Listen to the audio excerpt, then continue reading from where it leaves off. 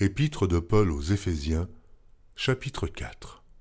Je vous exhorte donc, moi, le prisonnier dans le Seigneur, à marcher d'une manière digne de la vocation qui vous a été adressée, en toute humilité et douceur, avec patience, vous supportant les uns les autres avec charité, vous efforçant de conserver l'unité de l'esprit par le lien de la paix. Il y a un seul corps et un seul esprit. Comme aussi vous avez été appelés à une seule espérance par votre vocation. Il y a un seul Seigneur, une seule foi, un seul baptême, un seul Dieu et Père de tous, qui est au-dessus de tous, et parmi tous, et en tous. Mais à chacun de nous, la grâce a été donnée selon la mesure du don de Christ. C'est pourquoi il est dit, étant monté en haut, il a emmené des captifs et il a fait des dons aux hommes. Or, que signifie « il est monté » sinon qu'il est aussi descendu dans les régions inférieures de la terre. Celui qui est descendu, c'est le même qui est monté au-dessus de tous les cieux afin de remplir toutes choses. Et il a donné les uns comme apôtres, les autres comme prophètes, les autres comme évangélistes, les autres comme pasteurs et docteurs, pour le perfectionnement des saints en vue de l'œuvre du ministère et de l'édification du corps de Christ, jusqu'à ce que nous soyons tous parvenus à l'unité de la foi et de la connaissance du Fils de Dieu, à l'état d'homme fait, à la mesure de la stature parfaite de Christ, afin que nous ne soyons plus des enfants, flottants et emportés à tout vent de doctrine par la tromperie des hommes, par leur ruse dans les moyens de séduction. Mais que professant la vérité dans la charité, nous croissions à tous égards en celui qui est le chef, Christ. C'est de lui, et grâce à tous les liens de son assistance, que tout le corps, bien coordonné et formant un solide assemblage, tire son accroissement selon la force qui convient à chacune de ses parties, et s'édifie lui-même dans la charité. Voici donc ce que je dis, et ce que je déclare dans le Seigneur. C'est que vous ne devez plus marcher comme les païens, qui marchent selon la vanité de leurs pensées.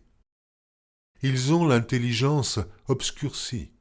Ils sont étrangers à la vie de Dieu, à cause de l'ignorance qui est en eux, à cause de l'endurcissement de leur cœur. Ayant perdu tout sentiment, ils se sont livrés à la dissolution, pour commettre toute espèce d'impureté, jointe à la cupidité. Mais vous, ce n'est pas ainsi que vous avez appris Christ. Si du moins vous l'avez entendu, et si, conformément à la vérité qui est en Jésus, c'est en lui, que vous avez été instruits à vous dépouiller, eu égard à votre vie passée, du vieil homme qui se corrompt par les convoitises trompeuses, à être renouvelé dans l'esprit de votre intelligence et à revêtir l'homme nouveau, créé selon Dieu, dans une justice et une sainteté que produit la vérité.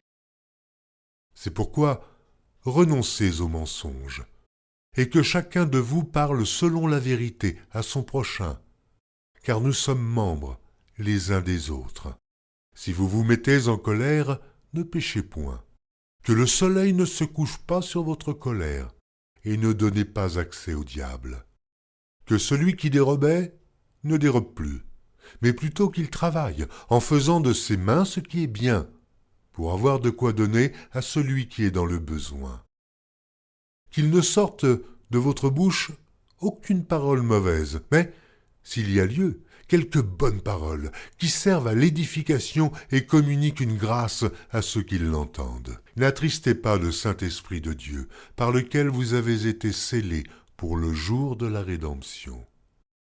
Que toute amertume, toute animosité, toute colère, toute clameur, toute calomnie et toute espèce de méchanceté disparaissent du milieu de vous.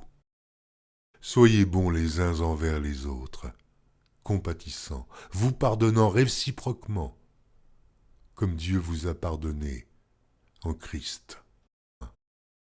Qu'il ne sorte de votre bouche aucune parole mauvaise, mais, s'il y a lieu, quelques bonnes paroles qui servent à l'édification et communiquent une grâce à ceux qui l'entendent. N'attristez pas le Saint-Esprit de Dieu, par lequel vous avez été scellés pour le jour de la rédemption.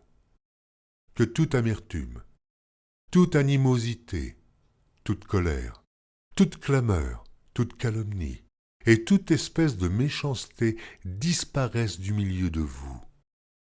Soyez bons les uns envers les autres, compatissants, vous pardonnant réciproquement, comme Dieu vous a pardonné en Christ.